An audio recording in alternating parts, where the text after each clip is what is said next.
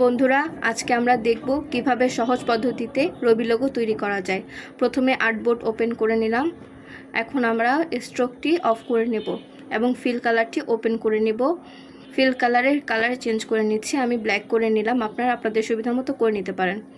তিনটি বাহু নেওয়ার জন্য আমরা যেটা করতে পারি, পলিঙ্গল টুল থেকে রাইট বাটনে ক্লিক করলেই আমরা এখান থেকে 3 লিখে দিব, তাহলে আমরা ত্রিভুজ আকারের একটি আকৃতি পাবো।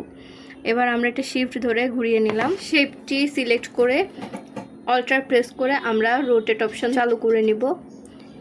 এবার আমরা 60 ডিগ্রি অ্যাঙ্গেলে কপি করে নিব।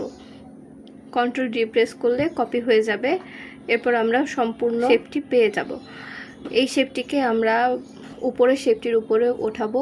এক্ষেত্রে আমরা রিফ্লেক্ট টুল ইউজ করব। রিফ্লেক্ট টুল ইউজ করার জন্য এই পয়েন্ট বরাবর আমরা অল্টার প্রেস করে দিব। এটা আমাদের শেপটি উপরে উঠে এসেছে। এবার আমরা পুরো শেপটিকে সিলেক্ট করে নিলাম। এবার আমাদের শেপটিকে কালার দেওয়ার পালা। কালার দেওয়ার জন্য আমরা এটার কপিটা নিয়ে আসবো, যেটা থেকে আমরা ফিল কালারগুলো করতে পারবো। আমরা আমাদের কপি ইমেজটি নিয়ে আসলাম। কপি ইমেজ থেকে এখানে দেখা যাচ্ছে গ্রেডিয়েন্ট দেওয়া কালার রয়েছে। এজন্য আমরা কয়েকটি শেপ নিয়ে নিচ্ছি। এই শেপগুলোতে আমরা গ্রেডিয়েন্টের কালারগুলো অ্যাপ্লাই করে নেব। কালারগুলো অ্যাপ্লাই করার জন্য যে কয়টি শেপস দরকার আমরা সেই কয়টি শেপস নিয়ে নিচ্ছি। এবার আমরা গ্রেডিয়েন্টের প্রত্যেকটি কালার আইড্রপার টুল দ্বারা নিয়ে নিচ্ছি। আপনি যদি আমাদের সাথে কোর্সটি করতে চান তাহলে যোগাযোগ করুন নিচের নাম্বারটির সাথে।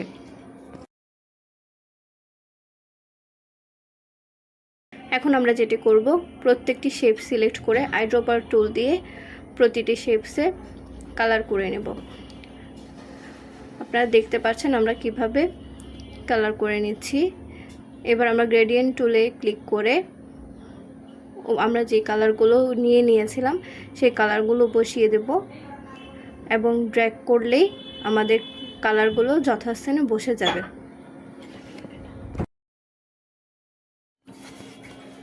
এভাবে আমরা প্রতিটি শেপস ফিল কালার করে নিব আইড্রপার টুল দ্বারা।